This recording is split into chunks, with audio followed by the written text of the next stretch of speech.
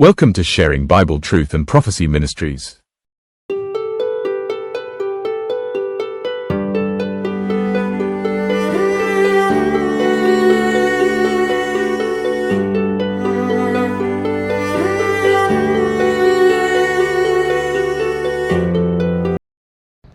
Magandang araw po sa inyong lahat. Welcome po kayo sa Sharing Bible Truth and Prophecy Ministries. Sa video na ito, subukan po natin ang inyong kaalaman tungkol sa buhay ng ating Panginoong Hesukristo. Mula sa pangangaral ni Juan Bautista hanggang sa kanyang pagpapako sa krus.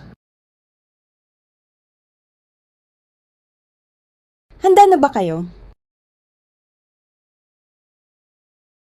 Simulan na natin. Unang tanong, ano ang pangunahing mensahe ni Juan Bautista sa kanyang pangangaral?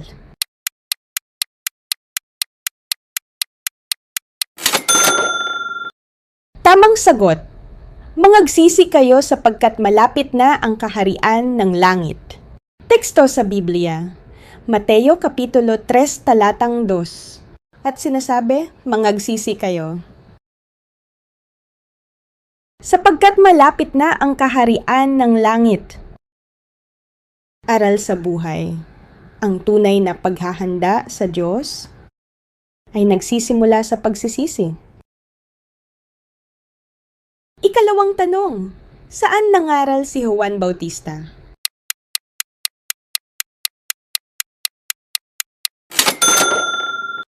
Sagot, sa ilang ng Judea.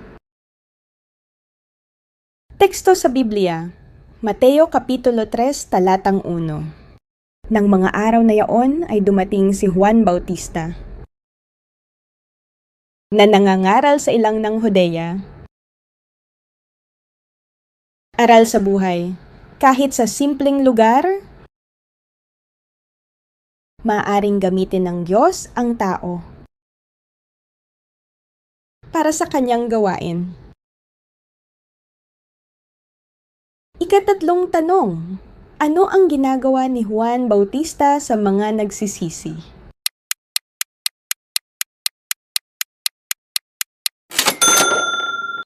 Sagot, binabautismuhan niya sila. Teksto sa Biblia, Mateo Kapitulo 3 talatang 6. At sila'y kaniyang binabautismuhan sa ilog ng Jordan na ipinahahayag ang kanilang mga kasalanan. Aral sa buhay. Ang bautismo ay simbolo ng bagong buhay at pagsunod sa Diyos. Ikaapat na tanong, sino ang binautismuhan ni Juan sa ilog ng Jordan?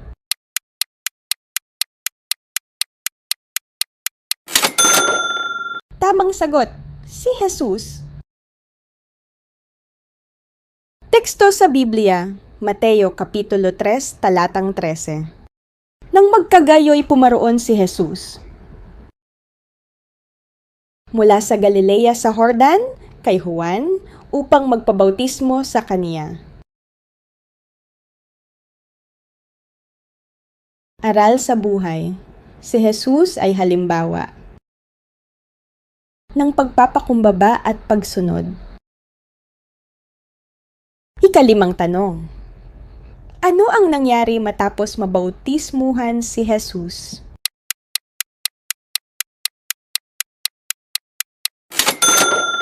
Sagot, bumukas ang langit. At bumaba ang Espiritu Santo na parang kalapati. Teksto sa Biblia, Mateo Kapitulo 3 talatang 16. At nang mabautismuhan si Jesus, pagdakay umahon sa tubig, at narito, ang mga langit ay nangabuksan sa kanya. At nakita niya ang Espiritu ng Diyos na bumababang tulad sa isang kalapati. Aral sa buhay, ang pagsunod sa Diyos ay nagdadala ng kanyang presensya at pagpapala. Ika-6 na tanong, sino ang nagsalita mula sa langit tungkol kay Jesus?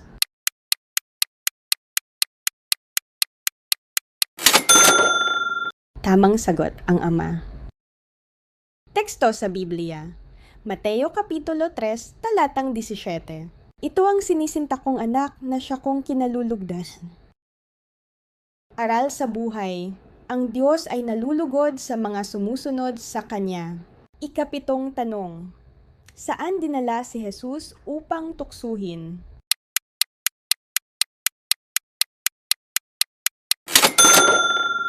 Tamang sagot sa ilang. Teksto sa Biblia, Mateo Kapitulo 4, talatang 1. Nang magkagayoy dinala si Jesus ng Espiritu sa ilang upang tuksuhin ng dyablo. Aral sa buhay, kahit ang mga matuwid ay dumaraan sa tukso. Ika-8 tanong, ilang araw nag-ayuno si Jesus? Sagot, 40 araw at 40 gabi. Teksto sa Biblia, Kapitulo 4, talatang 2. At nang siya'y makapag-ayuno ng 40 araw at 40 gabi, pagkatapos ay nagutom siya. Aral sa buhay, ang espiritual na lakas ay mahalaga laban sa tukso. Ika-9 na tanong, ano ang sagot ni Jesus sa tukso ni Satanas tungkol sa tinapay?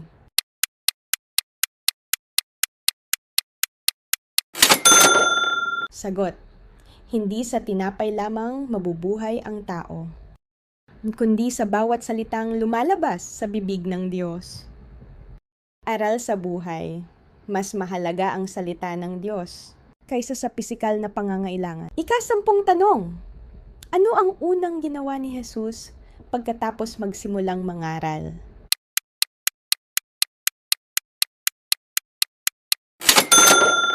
Sagot, tinawag niya ang kanyang mga alagad. Teksto sa Biblia, Mateo Kapitulo 4, talatang 19. Magsisunod kayo sa akin. At kayo'y gagawin kong mga mamamalakaya ng mga tao.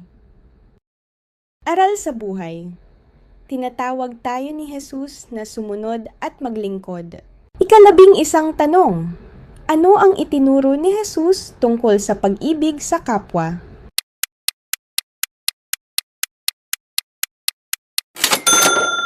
Sagot, ibigin ang kapwa gaya ng sarili. Teksto sa Biblia, Mateo Kapitulo 22, talatang 39. Ibigin mo ang iyong kapwa na gaya ng iyong sarili. Aral sa buhay, ang pag-ibig ang pundasyon ng buhay Kristiyano. Ika-12 tanong, sino ang nagkanulo kay Jesus?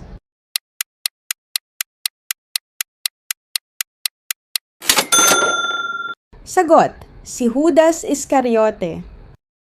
Teksto sa Biblia, Mateo Kapitulo 26, talatang 14. Nang magkagayoy na paroon ng isa sa 12. Si Judas Iscariot. Aral sa buhay, ang kasakiman ay nagdadala ng pagkakasala. Ika-13 tanong, sino ang nagkaila kay Jesus ng 3 beses?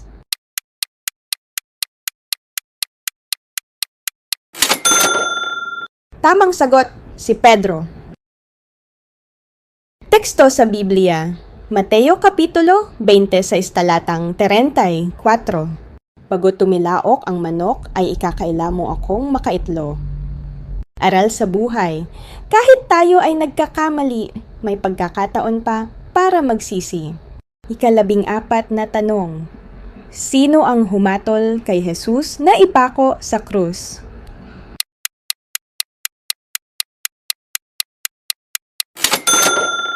Tamang sagot, si Poncio Pilato. Teksto sa Biblia, Mateo Kapitulo 27, talatang 26. Nang magkagayoy pinalaya niya si Barabbas. At ibinigay si Jesus upang ipako sa krus. Aral sa buhay, ang takot sa tao ay maaaring magdala ng maling desisyon. Ika-15 tanong, saan ipinako si Jesus?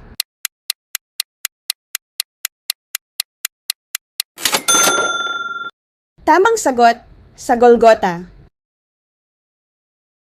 Teksto sa Biblia, Mateo Kapitulo 27, talatang 33. At nang sila'y dumating sa isang dako na tinatawag na Golgota. Aral sa buhay, ang kasakiman ay nagdadala ng pagkakasala. Maraming salamat po sa pagsama ninyo sa ating Bible quiz. Ilan ang inyong naging score? Kung kayo po ay napagpala, huwag kalimutang i-like, i-share, at mag-subscribe upang mas marami pa po tayong matutunan mula sa salita ng Diyos. At higit po sa lahat, patuloy po nating buksan ang ating Biblia at palalimin po natin ang ating relasyon sa Panginoon. Maraming salamat po sa inyong panunood ng video na ito. God bless you all.